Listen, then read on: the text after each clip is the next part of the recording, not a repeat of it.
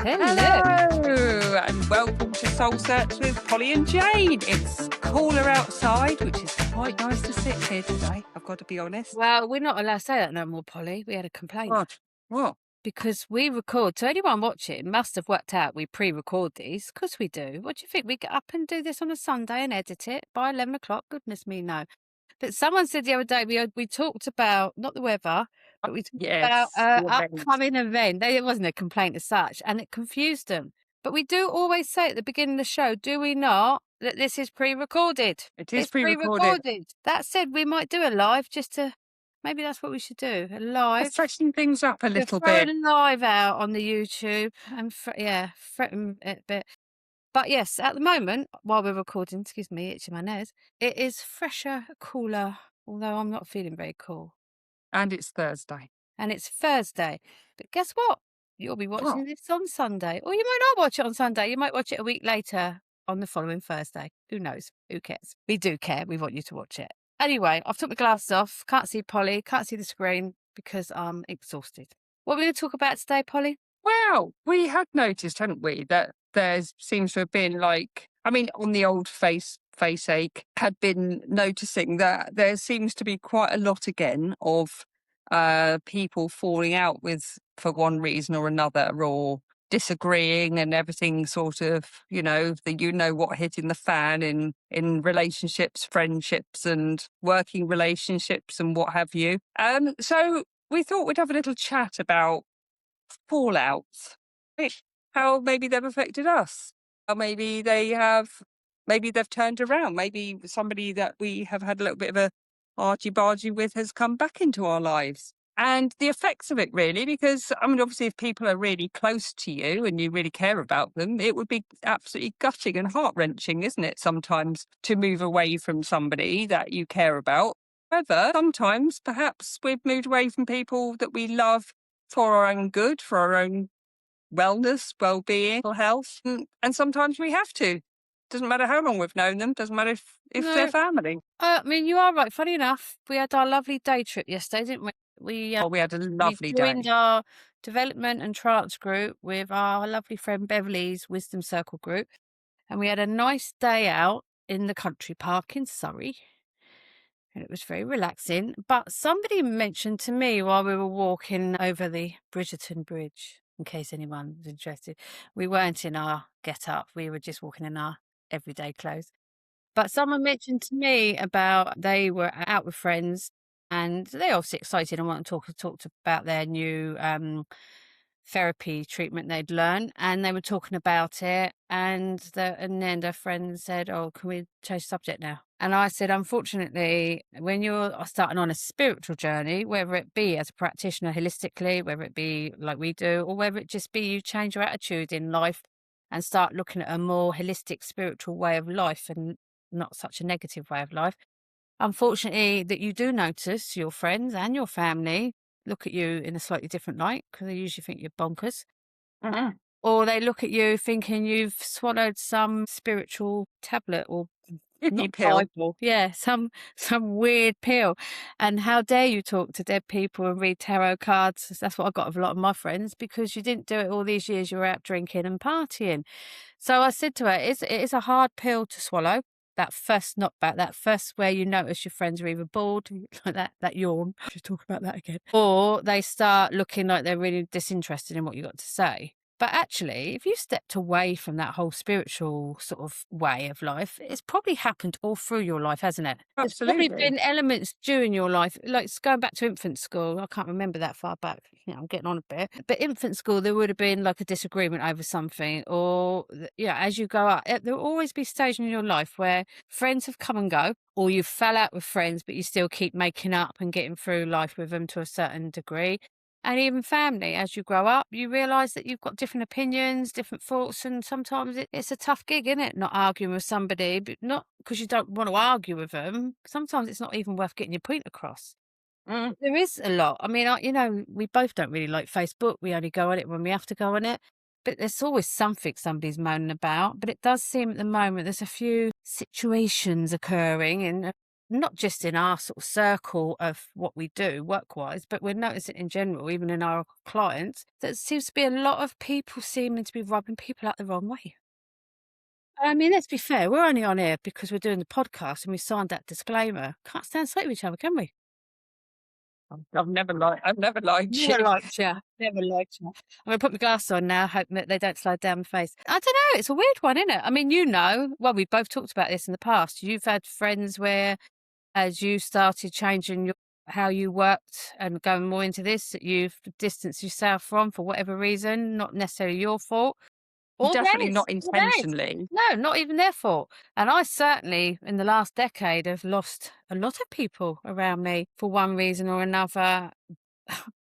In my case, usually got blamed for it. But actually, you sit back, no one's at fault. I mean, some people are at fault, maybe, but no one's really at Mhm. fault if you are growing apart or things are changing. I think it is just how you grow, isn't it? Yeah, I mean, as well, like I said at the beginning, it's really important that sometimes, we can hang on to something, can't we? It's like we can hang on to a love relationship, we can hang on to a parental relationship or a sibling relationship or a friend relationship. And in some circumstances, like, we have our own experiences plus our clients, for example. And, when you actually look right deep into it, you realize that this person has moved away from you or fallen out with you because basically you're not doing what they want you to do, or you are not flavor of the month because you're not giving anymore. Because perhaps, and this is one you'd understand, Jane, particularly, is the fact that, sometimes if you become ill or one of your family members become ill or you had an accident or become immobile,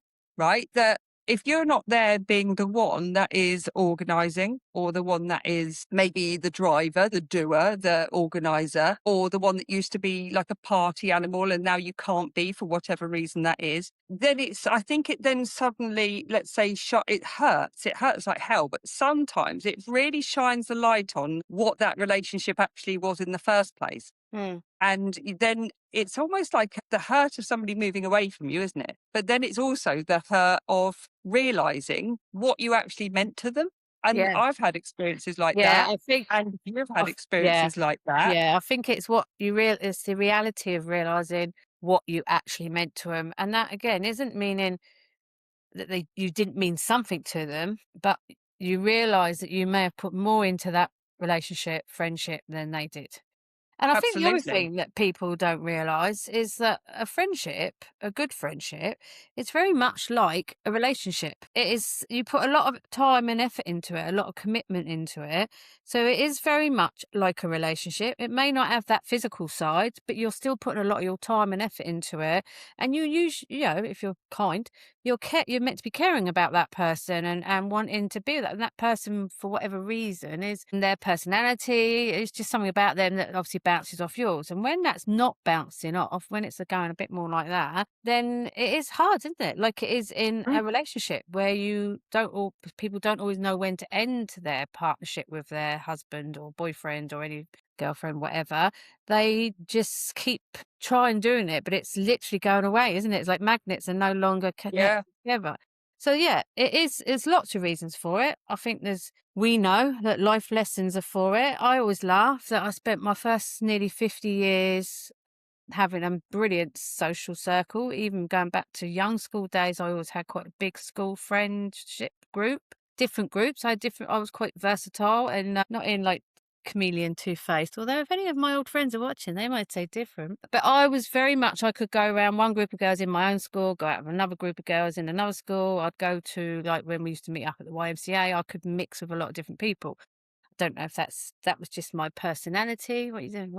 YMCA. I don't know. I think sometimes looking back, I probably have been too accommodating, Hmm. despite my sometimes standoffish demeanour that people have always said I've had. I just don't know what they mean, Polly. I am quite accommodating. I will do anything for anyone. I bend over backwards for anyone, not because I'm trying to please people, because again, I'm quite my own individual. So I don't feel the need to please people. I think I Mm. please people because it just was always in my nature. Maybe that's why I'm the healer now. But I think looking back, I probably did it. And the more I did it, people were taking and weren't giving much back. Mm. And again, I don't look at people now and going, "Oh, you're selfish, whatnot." But I do now realise that all the while I was doing that, of course they weren't going to give nothing back. The thing is as well, I'm quite a demanding so and so. I've got quite high standards. So again, people probably think, oh, what's the point of helping her? She's always, sorting it out. But like you said as well, I was the organiser. If we were going on holiday, if we were doing a party, if we were organising a night out, I organised it. Mm. It's weird how suddenly, like you said, an illness, in my case, it was breaking my leg, and you're suddenly totally vulnerable, totally isolated, and totally out of your comfort zone, that you see who your real friends are and you see how people Going hide. going back even, I mean, I was pregnant with my first son at 19, which might not be so young today, because anything goes now, doesn't it? Like back in the olden days Back in the when I was olden pregnant, days. right? I mean, it I'm was like that laughing, as look, well. that elephant is above my head, looks like I'm gonna see it, look, the Yeah. trunk. Oh, yeah. Um, I reckon. yeah, and it was like, then, for example, I wasn't able to be a party animal anymore. I wasn't able to, because I partied hard until probably my first son was born, and then the weekends that when me and my ex split up and he wasn't with me, I did go out and party, but I didn't go and party on the other weekend because it was my weekend. You know what I mean? That sort of thing.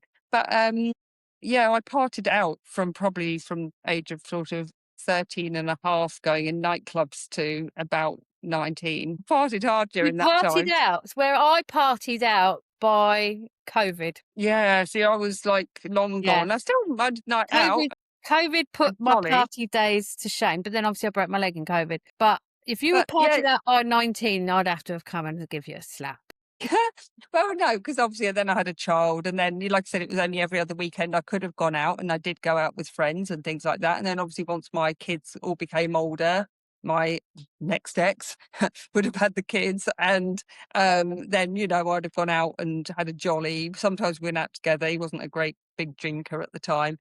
Yeah, just even then though, I look back and I thought, you have this preconceived idea about what it is, what motherhood's going to be like, and then you realise it's freaking hard. And then, you can't just drop everything and go and do what everyone else is going to do because you've got a baby. Mm. And no, actually, I was all right about that. But there was a lot of people that went sort of by the wayside because I was a young mum, or a young pregnant pre-mother, and then a young mum, and all my friends were still out clubbing, and so I felt really isolated when I had Joel because, then sort of I moved from Portsmouth back to Leicestershire because that's where my family were. And then I realised that I had left there, and I'm one of them that once you're gone, you're gone, I had to move. I like it in the south. I like living in the south anyway. So I ended up moving back here again. And again, then it was sort of making new friends, but as a mum now, you know what I mean? And you realise it's sort of quite upsetting, quite gutting that the mates that you had, you thought really cared about you, and then they've gone off and done their thing. But I think now, looking at the way I am, I'm not a recluse, but I work a lot. Usually if I'm going anywhere, it's with you, Jane. It's because you're my only friend. No, you've got two. No, I'm No, joking. I've got three, I think. That's right. But usually it's like, so we're going on a jolly somewhere, we're going to do somewhere, we've got something to do, or like an event or something to work, but it ends up being a laugh at the same time because we usually make it a laugh. Yeah. And I don't really go out an awful lot.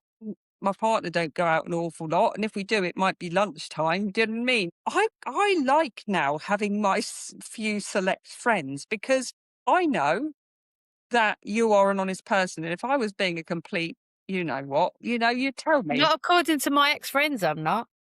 But no, I like the fact that, I like Beverly, for example, and other people that are around me, which is very few, that I like to keep it like that because I know I can trust them. I know that all of those friends would call me out if I was being an idiot. I know that all of and yourself, I know that those people, if I, the, what hit the fan, I know that you'd all have my back, and vice versa, and I like that. And I know a lot of people, we know a lot of people. It doesn't mean that they're your confidants, does it? No, It doesn't mean that they're, I think that's they're the thing, innit? They're ones that you not trust we with know a lot everything. of people, but they're not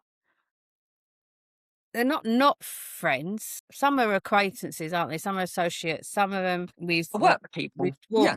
worked with, talked with, or whatever else. But I think because, like we said, we've both gone through elements of our life losing.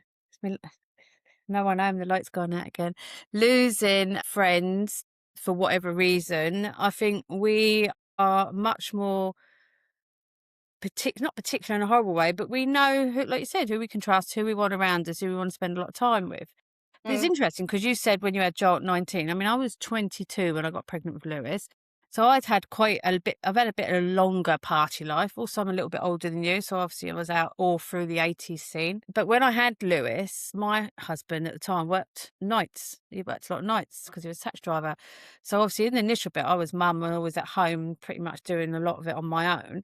But when he was home, my little group of friends, because I was one of the first to have a child as well, everyone else hadn't had one at that time. Those group of friends that I would go out on birthdays, I'd still make a point of going out on birthdays. And thankfully, everyone's birthday sort of fell every couple of months. So every couple of months, I was getting out on a birthday get together. And Sean would be at home. I'd arranged for Sean to have him, or his mum would look after Lewis.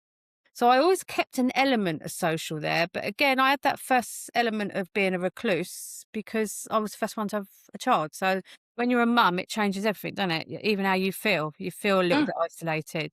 So I got used to it quite early, that being excluded. And then obviously I went on to have Amy, but not long after me and Sean split up. So I kept my social circle, but we'd all had kids by then. So we did this thing where we'd have like meal nights and we'd Mm. take it in turns for one of us to host the meal night and we'd all go around the house and just have food, we'd cook food and have a drink. Over the year that went on for years. But I think over the years it got a bit competitive where we was all thinking we would come dine with me. But it was fun and it was good. And we had a nice group of people that we did that with. It was about 5 or 6 of us. But bit by bit, that sort of stopped off for whatever reason, but that group still sort of went out. So we were still sort of in that contact thing. And then I went and remarried and had another child. So again, I was back having a child when everyone else had done their children.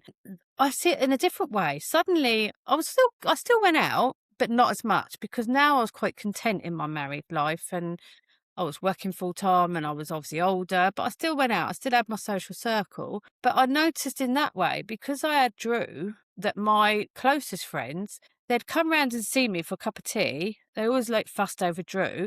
But then I'd find out when they leave me, they'd be out shopping or they'd go out for the day somewhere shopping and they never invited me because I now had another child. Mm.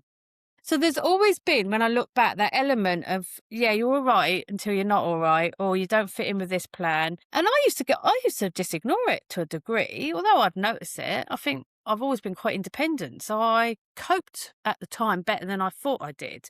But it was this last decade, I think, that knocked me more. But I think my health knocked my confidence more. And then I was looking at me as a person thinking, well, what's wrong with me? But yeah, it takes a lot of getting used to, doesn't it? When you realise that people that you had, I mean, some of these people that I've no longer got in my life were in my life since my teens Mm. or my early 20s. So it was a long period of time to suddenly think, right, you're not in my life no more. And I think as well, because obviously you went down that spiritual route because that's what you were supposed to do because it was shouting at you for long enough, it's like, Jane, this is your calling. And It was you're shouting sort at of, me over all the alcohol and rave I was doing. yeah. No, not yet, not yet. I'm And dancing.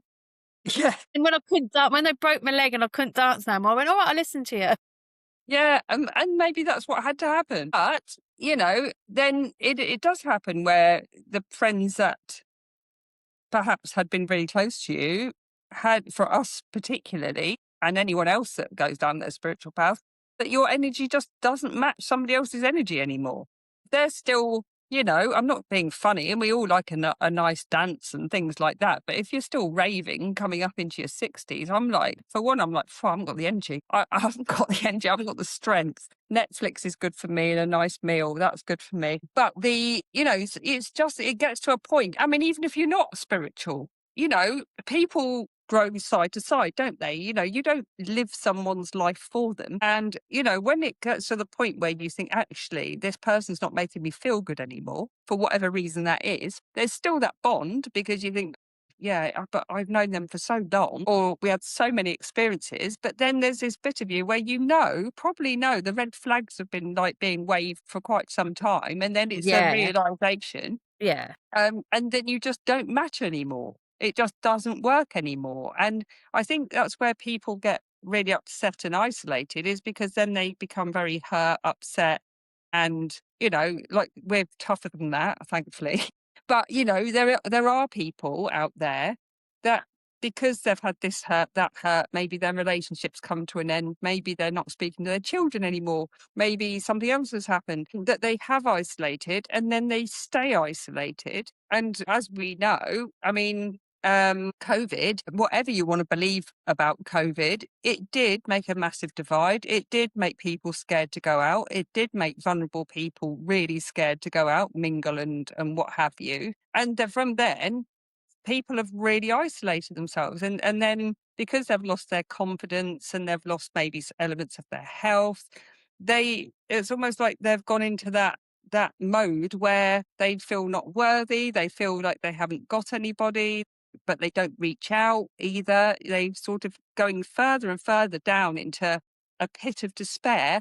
And then people maybe have tried with them and got pushed away. There's other ways to There see is, it, yeah. isn't I mean, there? we know, like we said, with clients, we've come across loads of different ways, and I think it doesn't matter how it happened or what happened. It's about how you cope with it. It's about how you acknowledge it. And I was quite open and honest with my last little spate of people, because obviously I was vulnerable at the time. My mental health was in a poor state, and I thought these people cared about me, and realised that while I was laid up, they were actually being quite unpleasant about me. And when Mm, that sort of came about through a physical way, as you well know, I mean, I doubt if either of them are watching me, but obviously when you get pushed over while you're still recovering from a broken leg, it does sort of knock your confidence a bit. mm, Then when you spend the next 6 months with being people coming up and telling you that you're a liar because it never happened, because these people are saying it never happened, you're a little bit like, "Well, it happened because I was there." And that's playing on your mental state, because you're thinking, "Why is anyone doing this?" Maybe to justify the fact that what they did was very unkind and wouldn't be looked upon in a very nice way. But all that was piling up on top of me. And all I was thinking was, "Why would you do this to me? What have I possibly done to you for you to do this to me?" And I think that's the thing, that for anyone does watch this show, it's not why it's happened. It's not why are they doing it to you. Like you said, they're also doing it to themselves. mm, Whoever's being the not so much the abuser, but whoever's being the unpleasant one in that relationship, or not taking in anything in a positive way, both of you it's happening to in mm, different ways, isn't it?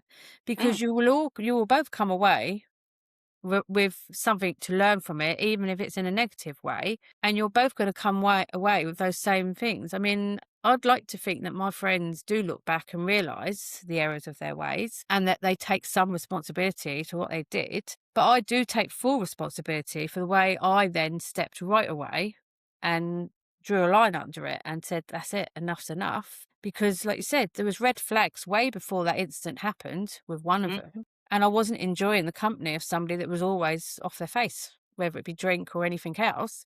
And that whole incident showed me that I was growing away from that situation and had to remove myself. It's just emotionally, I wasn't prepared for it, but probably mentally, I had long been prepared for it.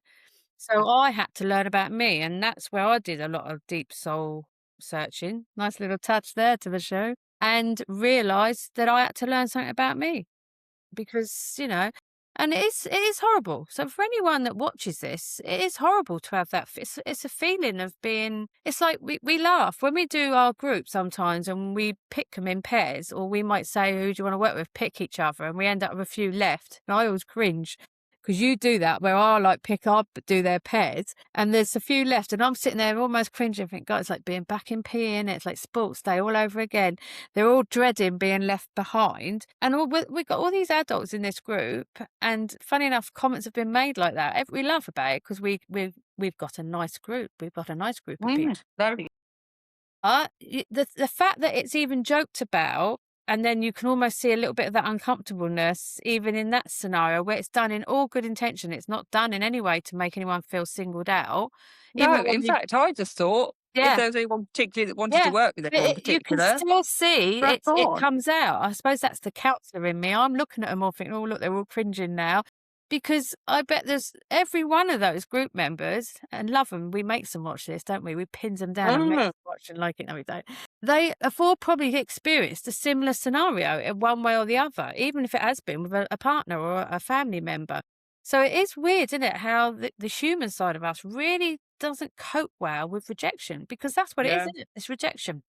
You Well, I feel didn't go rejected. to school mostly in secondary school because we used to skive off the whole time. But so I never had too much experience of not getting chosen. I wasn't particularly popular, however. I wasn't not popular. I was probably in the middle. I was probably skirting in the middle there of popularity, as in there was the cool kids, and then there was the really not cool kids, and then I was in the middle, probably. I'm not sure where I sat, if I was truthful. Maybe some of my older friends would say, but I went round with a couple of people that were very popular, sometimes for the wrong reasons.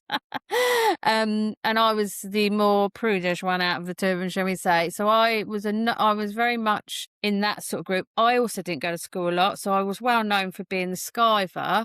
I became quite rebellious after a lot of traumas that went on in my sort of 13th, 14th year. So I became quite disrespectful, I suppose, very big chip on my shoulder. I walked around and I became quite a leery little whatnot to teachers and stuff like that. So there was an element of me already starting to retreat and becoming aggressive because I was not coping with my emotions then with family stuff. So I was known, people would remember me as, oh yeah, her, the one that either bunked off school or walked around the sheepskin and had a bit of an attitude. I would like to think I wasn't a bully, but I do know that our little group of friends had a particular friend that hung around for us that we didn't bully, but we probably didn't give the same respect to as everybody else. And that always has played on my mind because I think back now, I think that was still not nice what we did because she had no one. I'm there. I Yeah, definitely wasn't a bully. no, but it's still bullying of a nature, I and it's think I just think we have our moments of being a yeah. bit of a knob So I'm not. anyway, don't That's not we? my Never s proudest Yeah. moment, by sure.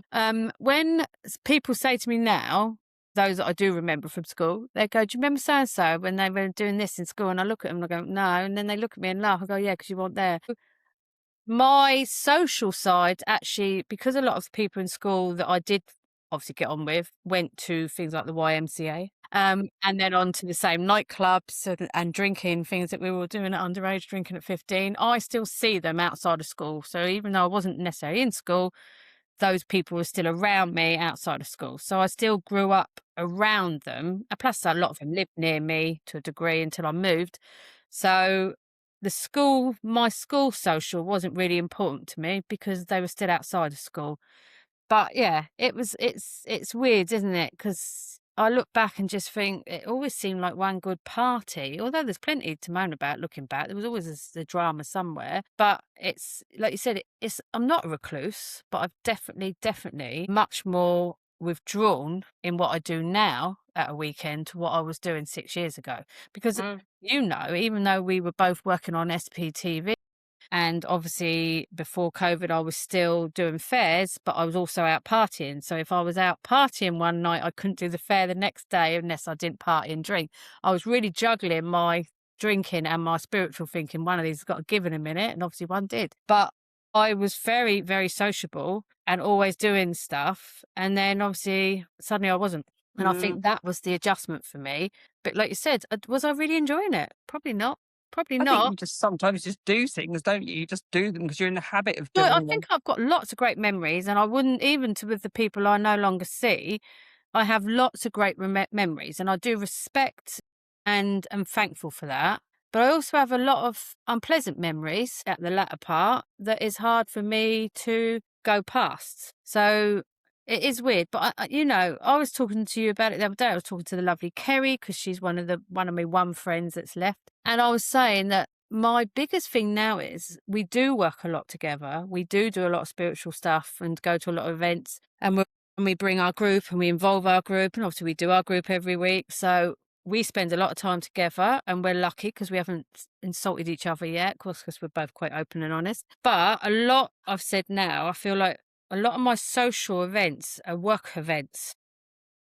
And But we sometimes make them very social. well, we make them social, so they are meant to be work events, but we make them so but I sometimes think, "Oh, I wish I was just."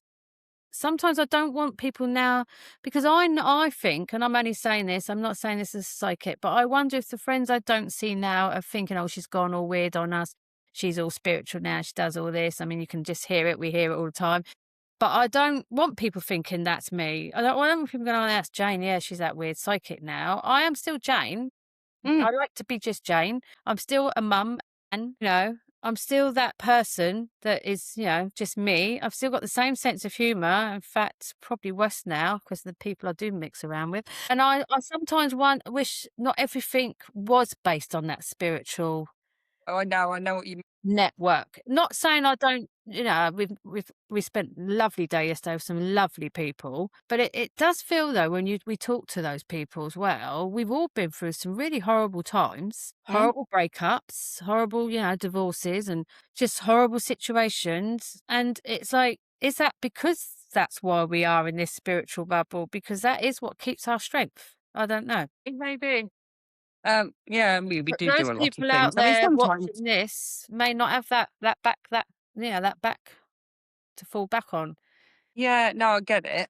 But I think that, even if you don't want to go down a spiritual route for yourself, you just like going to have healing and you like to go and have readings, and that's because you like doing that. It doesn't mean you have to become a spiritual worker, does it, at the end of No, the day? but, But like, it's we're definitely looking lucky. after definitely looking after yourself spiritually is what's important. Your spiritual Yeah, self well, your being, doesn't, isn't it?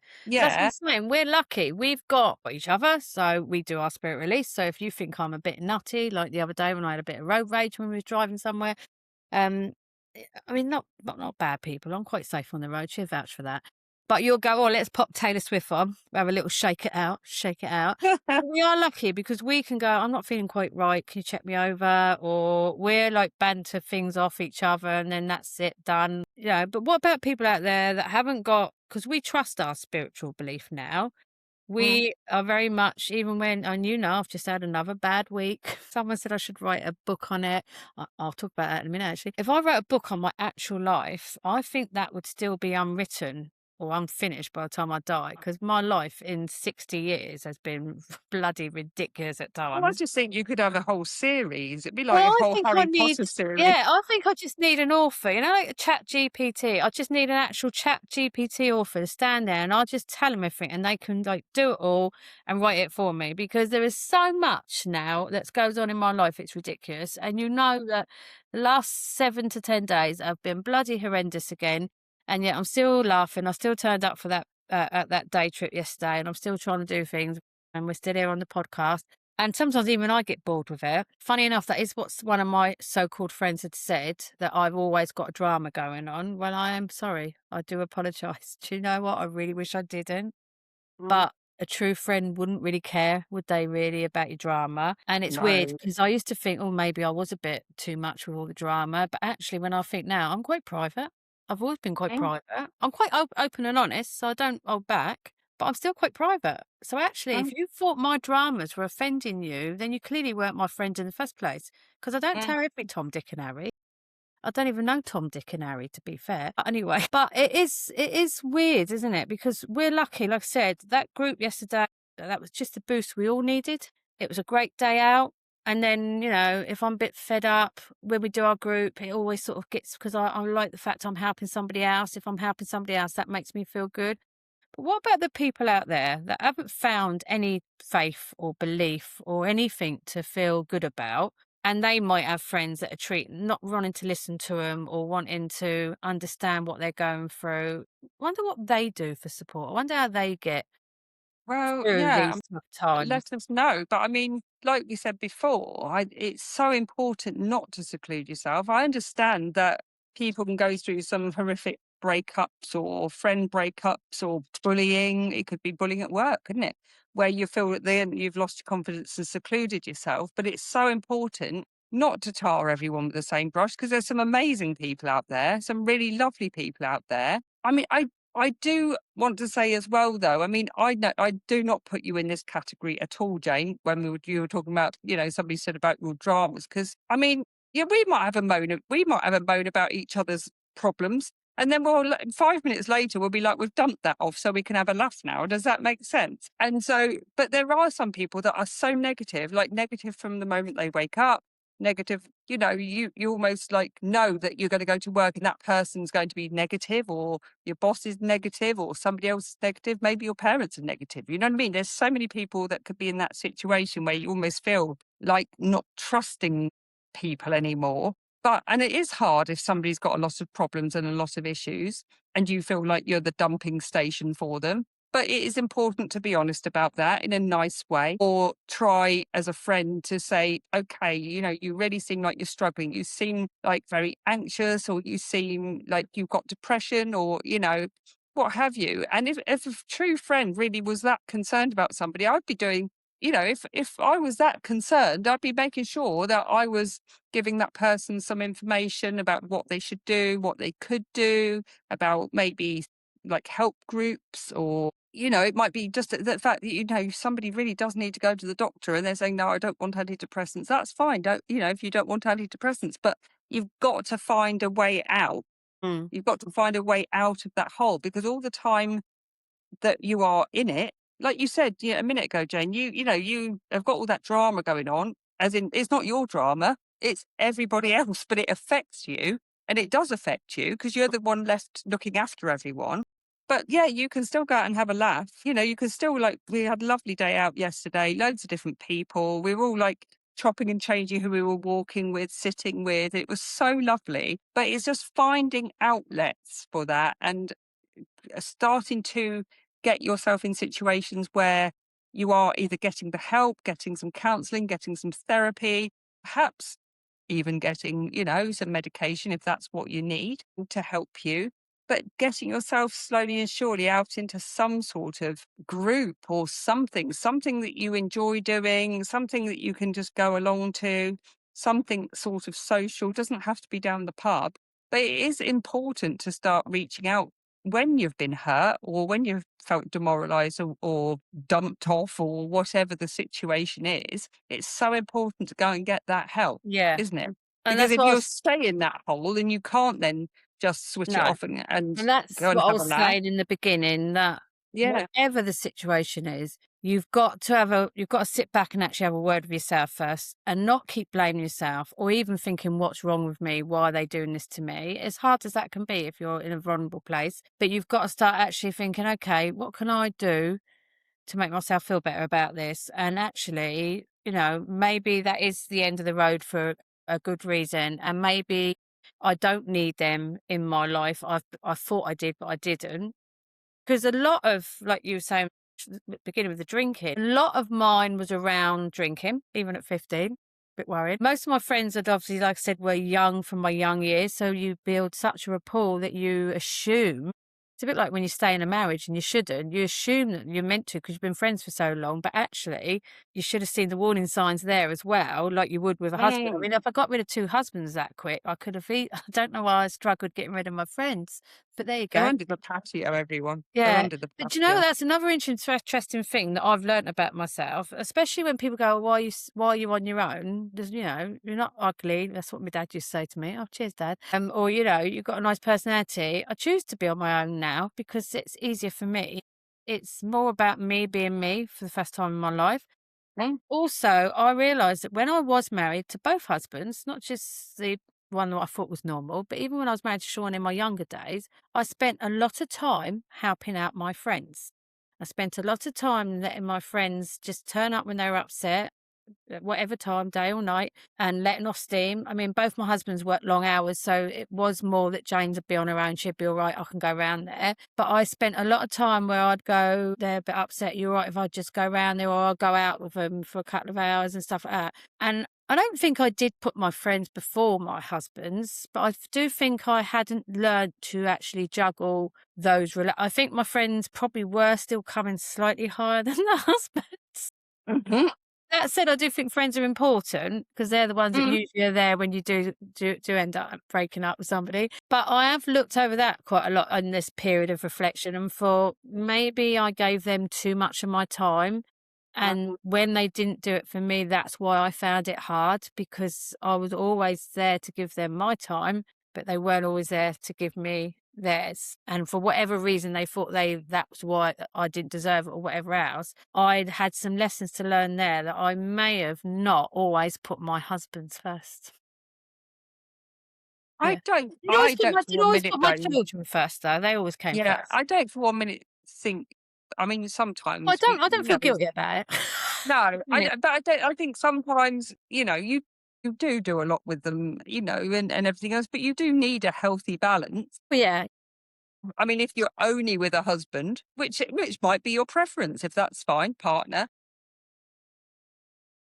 I just think but I that's looked your back and preference. realised that despite what friends have now said about the ones I don't talk to now, the ones that talk about me quite unkindly still, which I would have thought they would have been bored by now. But those ones I realised they were the ones that sometimes took a lot of my time. Mm, So did they deserve it at the time? Well, I gave it to him, so it's no good regretting it, is it? I mean, no. I've got a situation going on now within my family where I'm still giving my time to do something for somebody that others think I'm very good to do that under the circumstances, but that's the person I am. I can't just switch off from somebody just because they may have done something that's not Uh, right. That sort of person. So I don't regret any of it. I think like I said, it reflects. So the interesting thing is that, we've both been told over the years, haven't we, when we've had some readings or we've had a little demo reading when we haven't actually been on stage and we've been in the audience, both been told we're going to write a book. I've been trying to write a book for about 10, 15 years, probably before the husband went, but I've never done the had it. first chapter, but I've that done a was, couple of more than that, but I've now got 2 books on the go. This is how my mind works. So when John went, knew once especially when I started on this journey, that I definitely had lots of things I needed to get off my chest and do. And I used to like writing, and I used to like writing letters to people if I wanted to get something across that they weren't going to listen to me. So I sort of started it, but never got back to it because then after John went, my social life went back up there again, and I was out partying every weekend till COVID. But we went to a demo a little while ago, and the medium there said to me about a book, and what no one knew in the audience was I'd already been back on it that week. But I jumped and started writing a book about my friends. They're going to kill me. Well, they're not my friends no more, so it don't matter. Um, but I have started that, and funny enough, that flowed quicker than what I've been trying to write about my whole dramatic life, as someone once said to me. mm, So it is interesting because as I'm writing bits of it, not with AI either, I am looking at it thinking, oh my God, oh my God. I'm wondering if I've just not been very good at choosing my friends. no, I always feel that everybody's there for a reason, and some are for a season, aren't they? Always They're for a there for a season. reason. They're there to teach you something, and whether it's good, whether it's bad, but they are all there to teach us something. And if anybody out there has felt like we said secluded, um, or you feel like everything's fallen down on you, I do want to say though, just briefly, is that sometimes we do have to check ourselves, don't we? It's like, have we been a bit of an arsehole? Excuse my language. But, sometimes because life is like hitting us in all directions, sometimes we can. Sometimes we can say not very nice things to people. Sometimes because we're so insecure, we can judge people. And it's a human thing.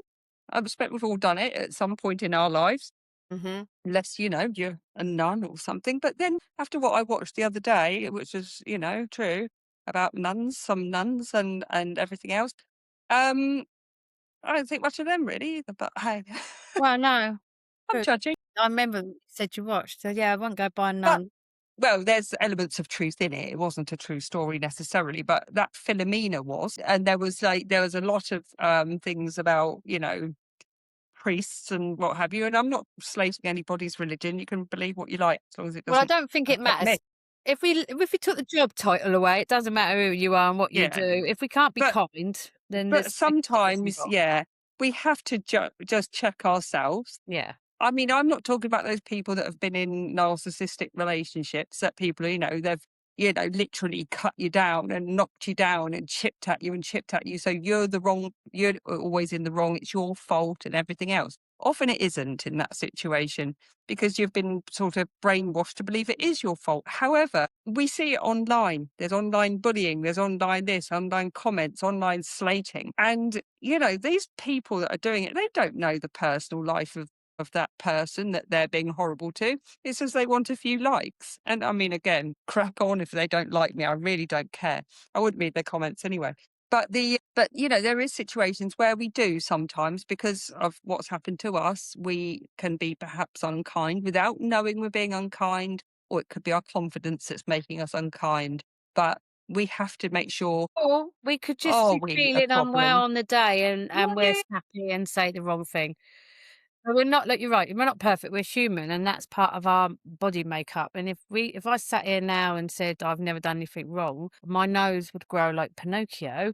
And if Mm, I sat here and said that I know for a fact that I was very difficult as a youngster, being my friend must have been hard work anyway. So yeah, we can't all sit there preaching that we've done nothing wrong. We have to accept sometimes that yeah. also, like you said, we could say something that we generally think is right because we've said it and we believe it, but how that person perceives it, it's like texting, isn't it? Texting's, oh, it's a nightmare. Well, I definitely upset somebody with Texting that. just shouldn't have happened, should it? Because Yeah. ironically, one of my really close friends, we lost our friend. She died. She is my friend that I've grown up with since I was 5. She died, so obviously we were both struggling with that. And then my dad died 9 months later, and then all of a sudden, me and my other friend just didn't seem to be gelling again. Something was said in a text, and then I responded, and then she responded. And because we're both quite stubborn, the way we responded in the text looked like we was both basically going, up yours. Well, I wasn't. I doubt she was actually looking back. But because it was texting and not saying it, so you can't like read the body Texting's language. dangerous. Yeah, that was it. It was that was it. There was no going Mm, back. It was weird after all those years of friendship. And I look back and think, God, whoever bloody invented mobile phones, they're bloody dangerous, aren't they? But that in the old days, because we go back to our teens, we would have gone around, knocked the front door and gone, "What you say? What you say yeah. to me?" The thing is, I mean, these days with what seems to have that people, I mean, I'm not in any way like totally educated. I mean, but I know how to punctuate things. Unfortunately, some people don't. And if they've left a very important comma, full stop, or exclamation mark out, it can read, a text can Yeah. read very blunt and very rude. And I mean, I did recently, well, not that recently, upset somebody because on Facebook because I didn't like what they wrote. I didn't think it was fair. So I commented on it. And then, that was that. Then I was blocked. Again, because of the sort of person I am and the sort of person you are, I'm very up for justice, as in, I, I, I don't like anybody slating anybody on social media because I think it's wrong. Like you, go I to think get it's some cowardly phone for a start. phone them up, tell them that they've upset you. I mean, it might not solve anything, but at least you've done it in an honest way. I don't like it when, in fact, I can't stand it when people start putting things on like social media about their baby daddy and all this lot, because it's none of anybody else's business. Not only those that, if it involves children, for example, it's not just your mates that are reading it, it's like the mums at school, it's the dads at school, it's other kids, they can easily find out. Or somebody then screenshots it and then sends it to somebody else and causes a massive war. Absolutely hate it. And believe me, I mean, it's your lives, guys, out there. If you want to do it, do it. But the amount of problems it causes, not only for yourself, for other people, other family members, your children at home who never ask for any of this mess. It's not their fault that you can't get along with someone, but it does backlash. And, people have to remember that. You get people falling out with people left, right, and centre because of one stupid thing that's been written on social media. I absolutely can't stand it for that reason. And I've unfollowed lots of people that do things like that. They're still there, but I can't see it, which is not is good I for me. can't say anytime you've wrote something when you've been a bit peeved by something or you think it's unjust. I always think when you write something, it's very articulate. and it's very No, well written, and there's no way anyone I could. actually even agree with that because I am very careful about how I You write are very something. careful. And I think that if anyone didn't like anything you wrote, that's again a reflection of them because they realise it's been put back in front of them like a mirror, isn't it? That this is what you've just done, or this is how you've, made someone feel, or whatever, and they didn't like it. Um, I think I know the situation you're talking about now as well, but either But there's way, been loads of yeah, situations but where this I've said particular one, either way, I've something. never read anything of yours when you've wrote something important that I've looked at and thought, "She's on one," or something like that. I've read it and thought, "Fair play to you," and I've watched people put underneath it, "Fair play to you." And it is funny. I mean, it's a similar thing. Do you remember we had a little day trip a few years back to Glastonbury?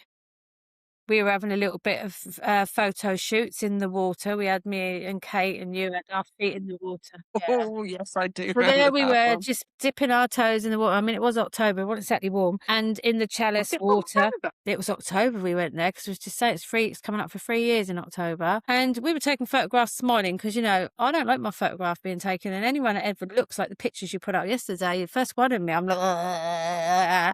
I'm not very photogenic. You have to catch me unawares. I don't even think a photographer could work well with me, but of course we're smiling. We're not gonna sit and go, "Glastonbury Chalice, wow." And We weren't someone like doing commented anything that other than we were standing. yeah, someone commented that we were disrespecting the whole spiritual meaning of it.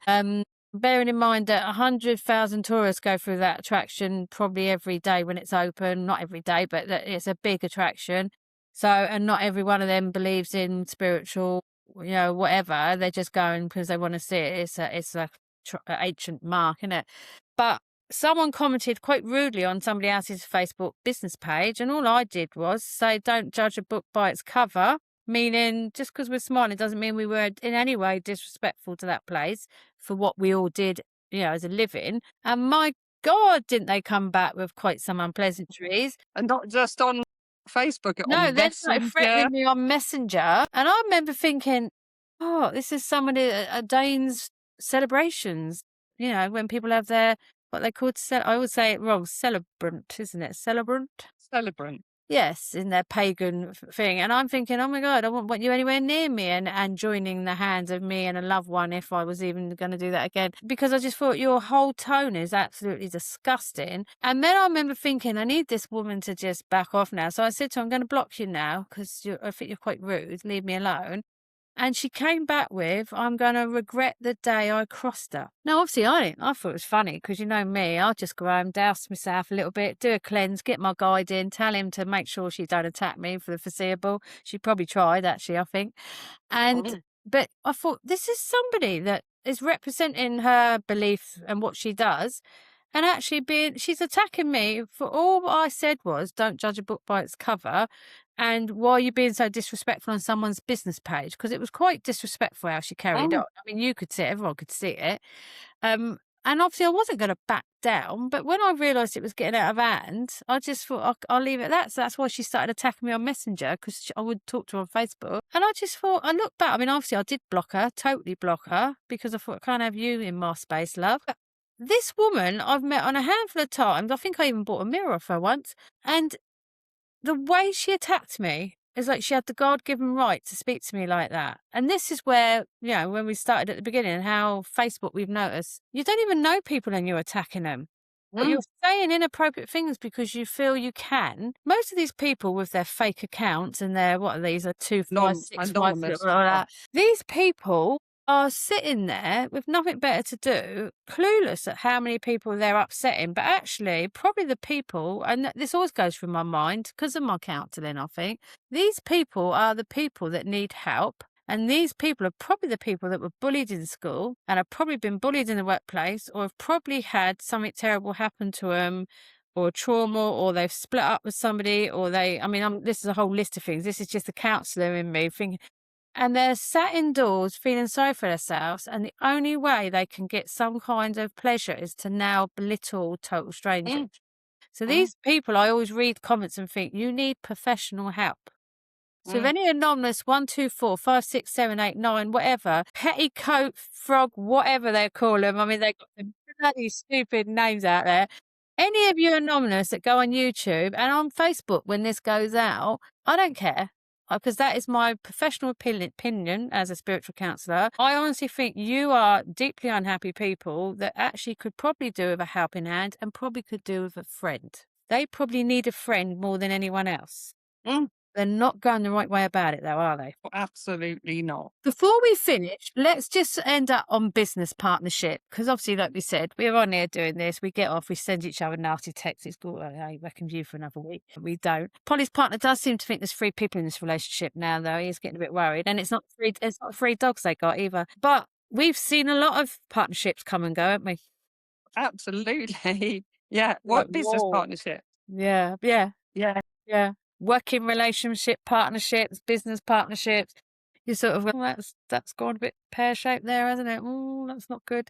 Right. I think, That's a tricky one, isn't it? If you set yourself up in business or even work together and then yeah. set yourself up as I mean, most people know now that, I mean, you've always done demos. I haven't because I don't like them. But we work together on most demos when we do them. We don't work separately because we're lazy and we don't want to do it all for 2 hours. But no, if we imagine if I mean, you do still do small demos. I don't because I always say this. I'm semi-retired. I'm in the background. I'm disabled. I don't need all to be out there no more.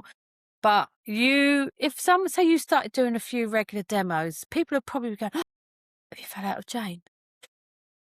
Oh, yeah. Yeah, Without a doubt, it yeah, would be something like that. And because it's like, people seem to think we are joined at the hip now and have forgot that we actually were doing our own thing in our own right before we worked together. absolutely. I mean, it doesn't mean that you're falling out with somebody. It just means that somebody may not want to do something anymore. And that's fair. That's fair enough. Yeah, If you don't want to do it anymore, you don't want to do it anymore. You know, I've worked with people doing other things and we haven't fallen out, but they didn't want to do something anymore. And that's fine because it's a lot of work, some of the things that we do. but So it is a lot of work. do you think in our field, the people that start falling out or start having disagreements, it's an ego? Yeah. Or is it a And I clash of do feel as personalities? well, being some people are business partners and some people would say that they were friends with the person that is organising things. But if you are going to be the friend of somebody that's organising something for you know, if you need to talk about like costs, you need to talk about this, you need to talk about that. Because if you're not happy at the very beginning, and then suddenly you're going to think, you know, 6 months down the road, they're going to suddenly give you way more money, and then that they because there's a friendship now, it's really awkward to ask, isn't it? And then if somebody says, "No, I can't afford to give you enough," that you know, I'm doing all the advertising, I'm doing this, I'm doing that. You've got to sort out something from the beginning. And you know me, Jane, if obviously when we do something, it's half and half. Or we have a proper share of something, or we've talked about it before we've done it. We learn things as we go, because you do, don't you? But there's other people that, you know, they've asked me to work for them and then they change everything left, right, and centre. It's like this one, you're doing exactly the same for this one, but I'm going to give you more for that and less for that. And I'm thinking, no, you're not, Yeah. because I've got that respect in myself. Plus the fact I don't want to get, you know, when you don't want to get too involved sometimes in with certain people and situations because you will need to keep it professional and you do. But if you're going to work together, you need to talk to each other. You know, if one of you's the brain, one of you be the brawn. You know, there's always like that, isn't it? In any sort of either relationship, working relationship, you have to there has to be a role here, there has to be a role here, there has to be like coming together here. It shouldn't just all be about one person. And I think that's why people fall out because they don't talk about it. Or because Mm. then they're in a friendship, they feel like they can't talk about it. Then they end up resenting it. Then they have a squinny and fall out. And if people are watching this in the Midlands, a squinny is Mardy. Gwyneth. When when you get Mardy See, about where things. Polly tells me, "Oh, I've signed us up for this," and I goes, "I ain't doing that." And then she does it anyway. And she goes, "No, go on." She goes, "Oh, go on, yeah, and we'll do this." And no, I'm not doing that. And then I like drag it out, don't I, for about 6 weeks. I'm still not doing Yeah. it. I'm still, And then she gives me anxiety. And I yeah, say, are because you of going to do it proper or not? anxiety. But it is interesting, isn't it? I mean, obviously working, it's like when couples work together. Obviously, my daughter and her partner, her new husband now, it's weird that they call each other that. They've got two businesses together and they obviously live together and they've obviously got children together. So it's again, even with love interests, it's really hard, isn't it, to try and Mm. keep business, home, and everything separate. I mean, we are quite lucky because we're just stupidly crazy people anyway. And we just say, don't we, if we're not happy with Yeah. something. And like you said, you still win me over because I think I'm a soft touch. Actually, my bravado is all rubbish, isn't it? Because she does seem to win me down. She doesn't actually win me down because when I'm adamant I'm not doing it, I don't do it because that's the stubborn Virgo in me. But it is interesting, isn't it? Well, I hope when someone watches this that it was feeling a bit low, maybe he's just had a falling out with somebody or feeling, because it has been a very emotional few months of planetary changes and it was all about releasing emotions, old emotions, and it was all about finally cutting ties with anybody that was still lingering around you in any way, shape, or form, because emotions play a massive part in how we operate every day, and we do need to keep them in check. So, Mhm. if anyone has been feeling quite low, or just feeling like past memories have been popping up in their dreams or for any reason, apparently that's perfectly normal for all the retrogrades. I think it's Saturn in retrograde now, and the what's it, the Kyrian? Is that how you say it? Kyrian? You know more than me. I don't read all this Orion is stuff. into, well, I don't. Kate May and Karen Curry, there's pages to follow. They know all about astrology and stuff. But that's now in Taurus, so it's very all about getting rid of everything. And this is the time to be doing it now. You've had plenty of time in the fire horse year to do it.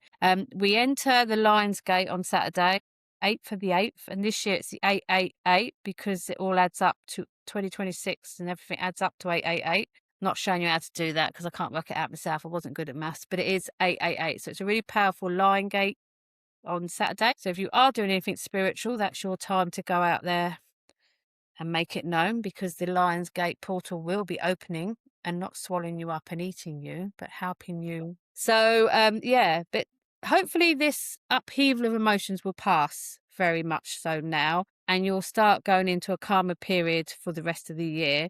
And if you're not, like Polly said, go and ask for help, go and get some additional help. It doesn't have to be spiritual, it can be church.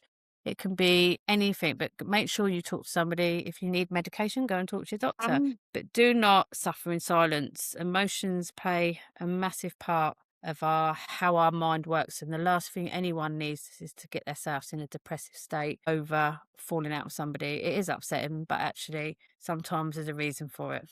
and sometimes it's better off rid. Yeah, once someone's out of your life, even if they were positive for a long time, once they're moved aside, it does open you up for other opportunities and different things. And you do become, as I said, I did a lot of work on myself, and you do become more peaceful with yourself. So I hope anyone that's watched this today on Sunday will take something from it.